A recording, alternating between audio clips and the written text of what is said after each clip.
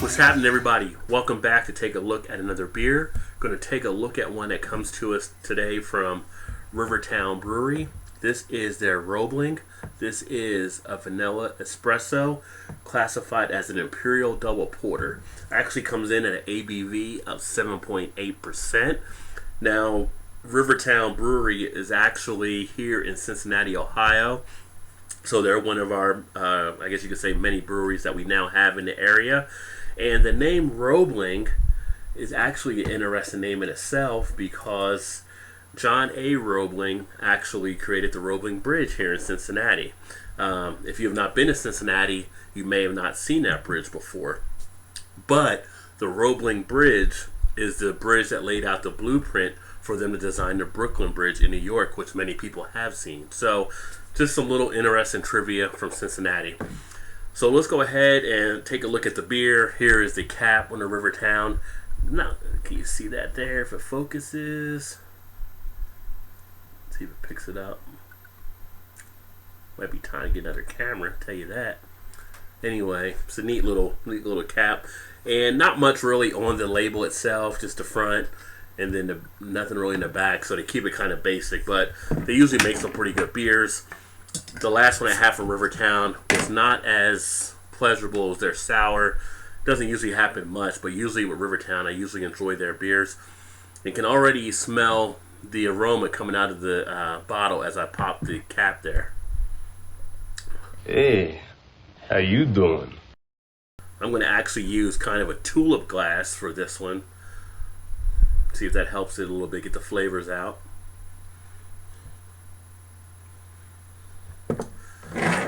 So here we have in the glass the Roebling Double Porter.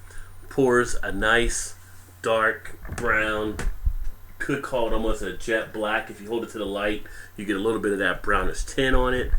An off white head, basically a beige tan colored head. Head not lasting for too long, already starting to dissipate a little bit, poured out less than a finger.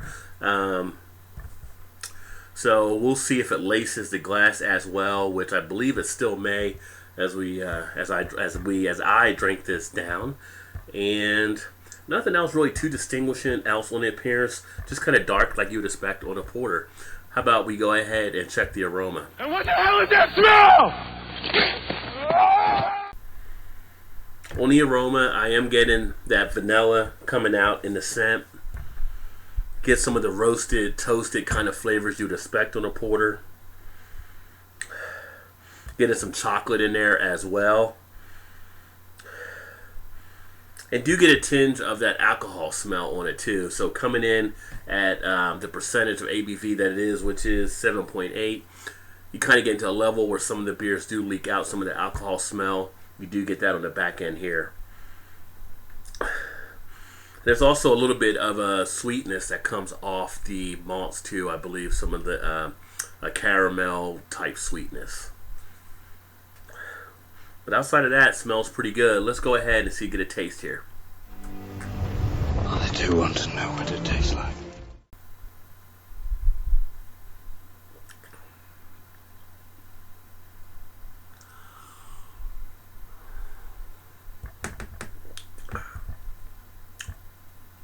Now on the taste, do get a really big burst of flavor, which gives it a great mouthfeel, almost like an explosion. And you do get some of the carbonation taking place, where the carbonation is a little lively on this one. Not over carbonated, but almost pushing to that level. You do get some of the taste of that chocolate you would expect in a porter as well, some of that cocoa. Not as much on, I take that back. You do get a little bit of the vanilla in the taste as well, but it's not an overabundance of it. It's kind of on the back end.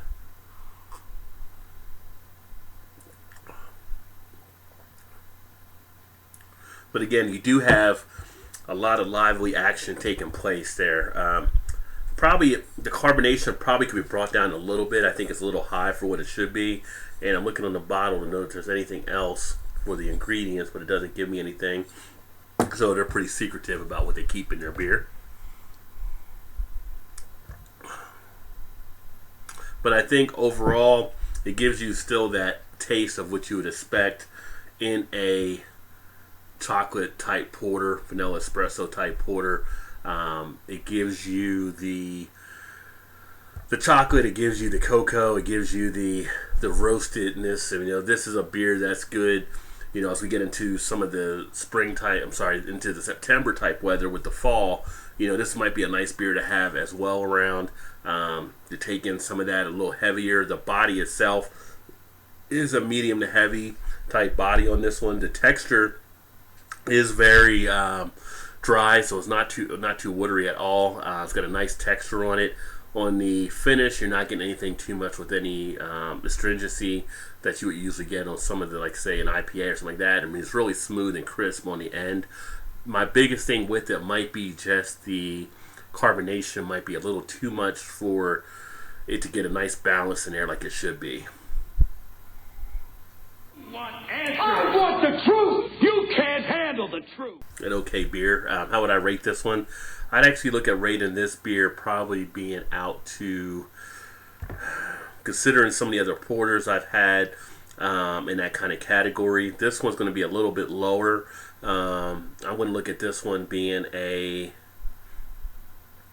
I'd say a 2.5 out of 5.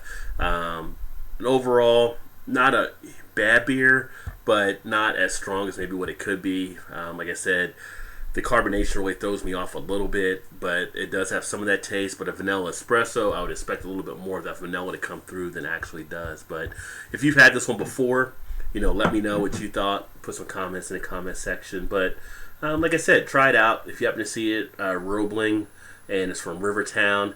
And now you know what the Roebling name means in Cincinnati as well. Well, with that being said, I'm going to say cheers and finish out this glass of beer and maybe move on to the next one. Like I said, anything you have for comments or suggestions, always feel free to put a comment in the comment section.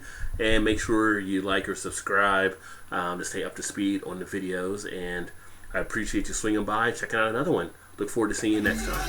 Cheers. Does this guy know how to party or what?